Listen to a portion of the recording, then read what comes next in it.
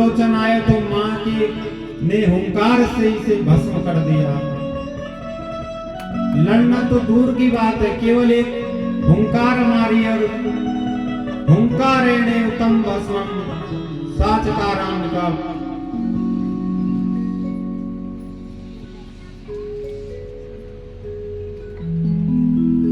सारे मंत्रियों को उसके मार डाला। अब शुंभ निशुंभ ये दोनों माता भगवती के पास में पहुंचे युद्ध की इच्छा से। माता भगवती बोली, तुझे तभी समझ जाना चाहिए था जब कहीं व्यापार में है, कहीं दुकान में है, किसी का परिवार में है। इसलिए हम उस मां से केवल यही प्रार्थना करें, क्योंकि हे मां आप ही परा पश्यन्ति मध्यमा वैखरी रूप में हमारे भीतर विराजमान है। इसलिए बुद्धि स्वरूपा भी आप हैं। इसलिए हमारी बुद्धि को पवित्र बनाइए, जिससे हम आपका साक्षात्कार करने में समर्थ हो सकें और हम नित्य धर्म कर्म में लगे रहें। ऐसी हम पर कृपा कीजिए। और ये जो आपके अस्त्र शस्त्र हैं मां, इन्हें लेकर के आइए। हमारे भीतर जो युद्ध चल रहे हैं, जो शत्रु हैं, इनका वध कीजिए। और वध इनका कब होगा? जब हम भगवान की माता भगवती की कथा में बैठेंगे तब।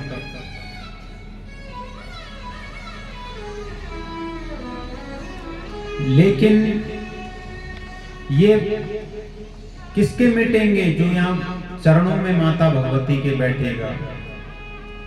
लेकिन जो संसार में विचरण कर रहे हैं, वो क्या कर रहे हैं? वो बाहर रह करके दिन प्रतिदिन हर पल हर क्षण पाप करते जाते हैं। और वो पाप क्या होता है? बढ़ते जाते हैं।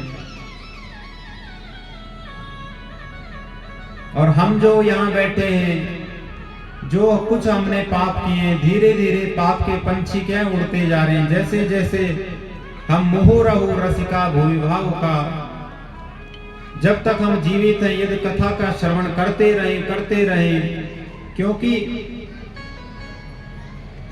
ये कोई भोजन जैसी वस्तु नहीं कि भोजन कर लिया मन भर जाए।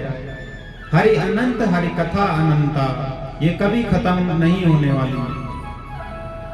इसलिए संतों ने कहा जब तक हम जीवित हैं माता भगवती की महिमा का श्रवण करें, क्योंकि इसकी महिमा को गाने, इसकी महिमा को जानने में स्वयं ब्रह्मा विष्णु महेश भी समर्थ नहीं हो सके।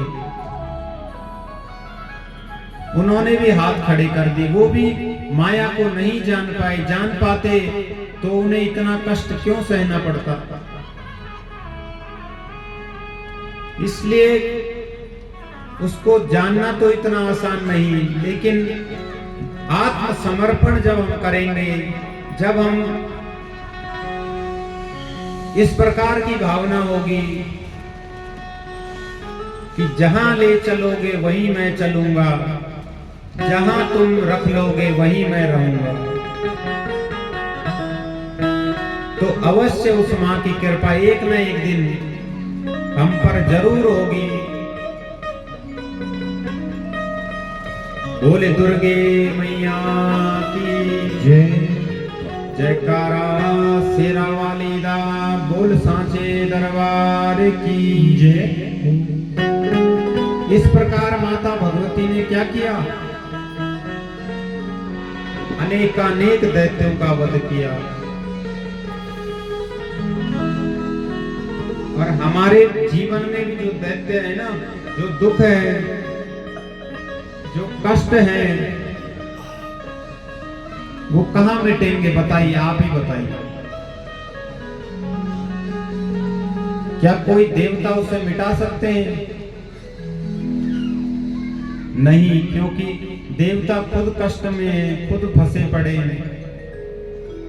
खुद वो जब फंस जाते हैं तो माता भगवती के पास जाते हैं। तो हम अभी तक जो कर रहे थे इधर उधर भटक करके, सब कुछ छोड़ करके हमें माता शक्ति का आराधन करना होगा, तभी हमारा जीवन क्या होगा, सार्थक। अन्यथा हम अधूरे अधूरे इस जीवन में भटकते रहेंगे, जिंदगी अधूरी होगी। इसलिए समय रहते ये पुराण, ये शास्त्र, ये वेद हमें नीति का मार्ग बतलाते हैं कि समय रहते हम क्या हैं, जाग जाएं। बोले दुर्गे मैया की जय। इसी प्रकार अनेक दैत्यों का वध किया माता भगवती ने। इधर व्यास जी महाराज ने 2 गौरैया पक्षी को देखा एक वृक्ष पर। देखा तो गृहस्थ का ध्यान आया, सोचने लगे अपुत्रस्य गतिर्न